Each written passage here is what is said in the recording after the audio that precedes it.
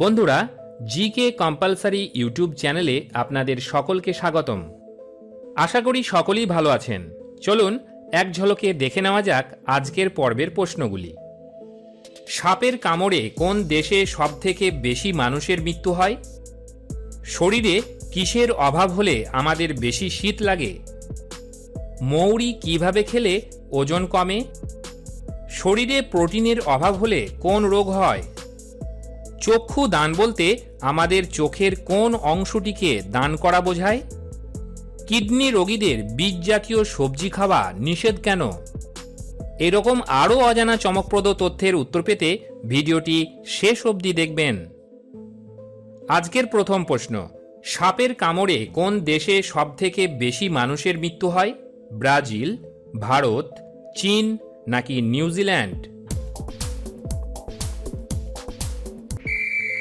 Time's up. সঠিক উত্তর হবে ভারত। পরের প্রশ্ন, গন্ডারের খড়গটি কি দিয়ে তৈরি? মাংস, হাড়, চুল নাকি চামড়া? Time's up. সঠিক উত্তর হলো চুল। পরের প্রশ্ন, শরীরে কিসের অভাব হলে আমাদের বেশি শীত লাগে? পটাশিয়াম, ক্যালসিয়াম, আয়রন নাকি সোডিয়াম? Time's up. সঠিক উত্তর হবে আয়রন। পরের প্রশ্ন, মৌরি কিভাবে খেলে ওজন কমে? কাঁচা মৌরি, ভাজা মৌরি, জলে ভেজানো মৌরি নাকি যেমন ইচ্ছে? Time's up. সঠিক উত্তর হলো জলে ভেজানো মৌরি। মৌরি ভেজানো জলপান করলে তার দেহের মেদ কমাতে সাহায্য করে। সারা রাত মৌরি জলে ভিজিয়ে রেখে সকালে খালি পেটে মৌরি ও জল সহ খেতে পারেন। এটি শরীরে ভিটামিন এবং মিনারেলের শোষণের হার বাড়াতে সহায়ক। বন্ধুরা, এরকম আরও চমকপ্রদ তথ্য জানতে চ্যানেলটি সাবস্ক্রাইব করে বেল বটনটি অন করে রাখবেন, যাতে পরের ভিডিওটি মিস না যায়। পরের প্রশ্ন, কোন শহরকে বিজ্ঞান নগরী বলা হয়? কলকাতা, চেন্নাই, দিল্লি নাকি ব্যাঙ্গালোরকে? Time's up. সঠিক উত্তর হলো ব্যাঙ্গালোর। পরের প্রশ্ন, মধুর সঙ্গে কি মিশিয়ে খেলে শ্বাসকষ্ট জনিত সমস্যা দ্রুত সেরে যায়? দুধ, কালো জিরা, কাঁচা হলুদ নাকি মৌরি? Time's up. সঠিক উত্তর হবে কালো জিরা। নিয়মিত কালো জিরা ও মধু খেলে দেহে রক্ত সঞ্চালন ঠিকমতো হয়। এতে করে মস্তিষ্কে রক্ত সঞ্চালনের বৃদ্ধি ঘটে, যা আমাদের স্মৃতিশক্তি বৃদ্ধি করতে সাহায্য করে। হাঁপানি বা শ্বাসকষ্ট জনিত সমস্যা সমাধানে কালো জিরা দারুণ কাজ করে। প্রতিদিন কালো জিরার ভর্তা খেলে হাঁপানি বা শ্বাসকষ্ট জনিত সমস্যা উপশম হয়। পরের প্রশ্ন, শরীরে প্রোটিনের অভাব হলে কোন রোগ হয়?